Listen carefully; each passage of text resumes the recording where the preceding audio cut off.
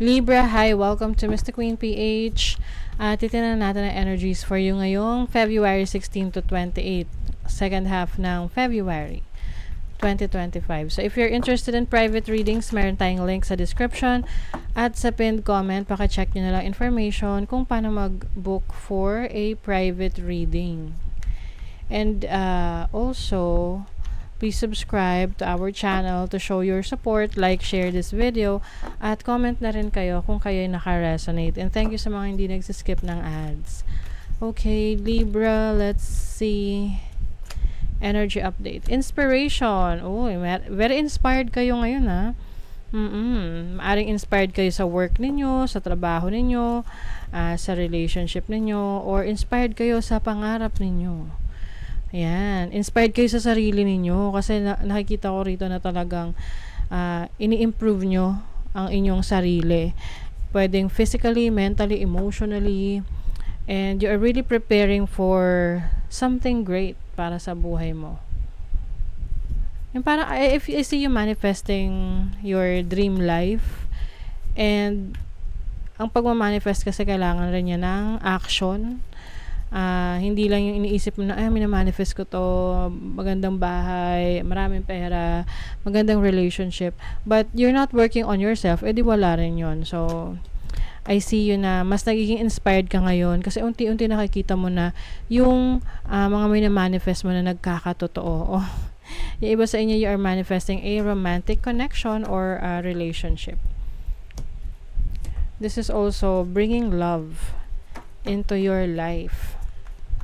Yung iba inspired kasi meron ng person sa buhay nyo na nakaka-appreciate sa'yo, 'di ba? Romantic connection. Your overall energy is the Ace of Pentacles. So this is start of a new business, a new career. Yung iba sa inyo maaring may marireceive kayo na funds or capital, no? Para magsimula ng negosyo. I think this is something extra para sa inyo. So, sa pagnenegosyo naman, you can always start small, no? Hindi mo kailangan bongga agad. Whatever business that you want to start. Your challenge is the Eight of Pentacles. So, ang challenge mo is yung skill, yung trabaho na kailangan mong gawin for that goal. Yung iba, maaring meron kayong kailangang aralin, i-master, maaring kailangan nyo mag-undergo ng training para ma-improve nyo yung inyong galing. Kasi kahit na nasa work na tayo, hindi titigil yung pag-aaral eh. Nandyan pa rin yan. Kaya may mga training, kumbaga nag-level up ka, nag-upskill ka, ganyan.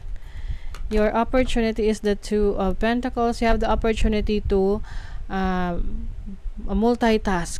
So, iba sa inyo, may mga iba't ibang trabaho or sources of income na pinagsasabay-sabay. Oo. Kasi nga, inspired ka, meron kang goal, yun yung gusto mong ma-achieve. So, you are really doing your best para ma-achieve yung goal mo na yun. And then your blessing is the Emperor. Wow, ang ganda as a blessing. This is about control. You have full control of your life right now. Pagdating sa planning, talagang binubusisi mo yung pagpaplano.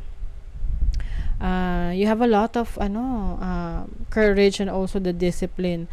Kasi 'di ba, diyan minsan nagkakatalo ang iba't ibang tao dahil sa disiplina nila sa sarili nila.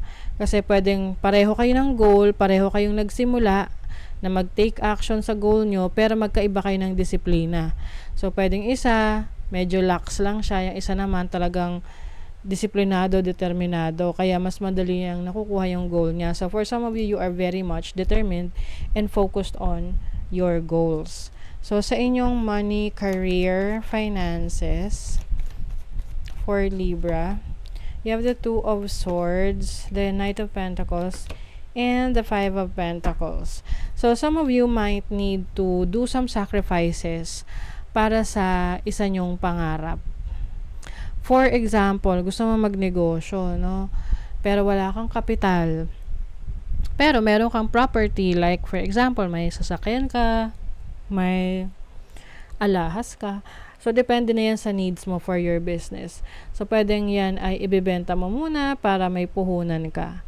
Maraming mga ganyang success stories na it's either sinanlan nila yung gamit nila or binenta nila to start a business, and then boom, naging successful. So, nakuha rin ulit nila yung mga ibinenta nila or napalitan nila. 'Di ba? So, that's what I'm seeing for you.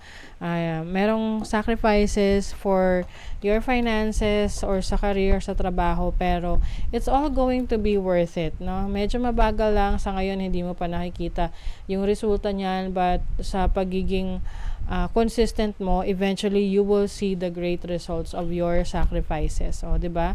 Magkakaroon ka ng financial stability and financial security. Yung iba sa inyo, meron kayong magandang talent sa communication, sharing your knowledge sa ibang tao, maaring pagiging influencer or content creator, 'di ba? Sila yung tipong nasa harap ng camera, sharing their experiences, their expertise. So, if you are interested to that, pwede yan ay isang bagay na i-develop mo or ipagpatuloy mo or mas lalo mo pang i-improve. Kasi ayan o, you're going to be self-made or you are self-made. Merong opportunity for you in doing things on your own. Independent.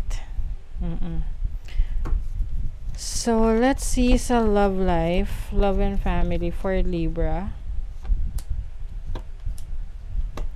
Oh.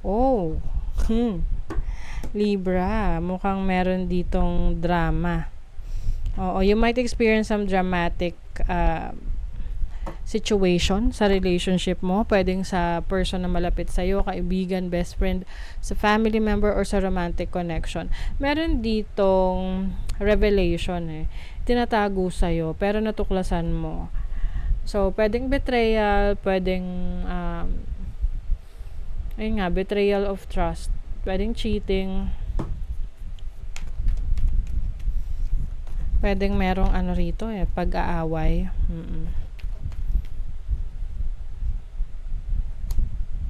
See, may deception talaga. Okay. So, actually, Libra, mahirap talaga na matuklasan na tayo ay niloloko ng isang tao. Kahit na ano pang panloloko yan. Let's say, meron siyang mga sinabi sa'yo na ito yung ginagawa niya, pero hindi pala. 'Di ba? So, it's really devastating for some of you. But at least, it will be revealed to you. So, nandun ka na sa point na magde-decide ka whether gusto mong ipagpatuloy yung connection mo sa taong yan o hindi. Or you will cut connections. Kasi I see a lot of options for you na pwede mo, may option ka meron kang nasa sayo kung patatawarin mo or parang hayaan mo na lang or bibigyan mo ng lesson tong person na to. Para kasi may nakilala ka, no? Nakilala mo na yung totoong kulay ng isang tao na to that you are connecting with. You have Saturn and Sag in the 9th house, Moon in Cancer in the 4th, and Saturn in Taurus in the 2nd. So, 9th house is about travel. So, maaring merong fulfilling na travel for you or travel opportunities for you. Ito yung matagal mo nang hinihintay na darating na sa'yo. I also see, yung iba sa inyo, issue sa friendship, no? Yung sa relationship. Pwedeng betrayal ng trust mo sa friendship mo or sa romantic connection mo. Or within the family kasi 4th house to. So, meron din ditong, maaring merong nayayabangan sa inyo, no? Parang nakikita kayo na you are flexing things or you are flexing a lot of your achievements. Actually, hayaan mo sila, no? Nasa sayo naman yan kung ano yung intention mo. And it doesn't matter kung ano yung intention mo by flexing those things. Ang importante is wala ka namang nasasaktan or natatapakang tao. That is their own, kumbaga yun yung sarili nilang perception sa'yo. So, hayaan mo na lang sila. Kung yun yung tingin nila sa'yo. Things are not what they seem. You are only trapped by your illusion. What freedom do you seek? So, you are going to seek for freedom, kalayaan, sa isang situation na limited ka. So, yung iba sa inyo, I think ito yung revelation na malalaman ninyo about a certain relationship or connection na hindi talaga yon yung totoo. Okay? So, hindi naman para sa lahat to, but maaring kung nandiyan na kayo sa ganyan situation, at least na-reveal na yung totoo. Hindi na to nakatago sa'yo. Okay? So, that is your reading, Libra. Thank you so much. See you again.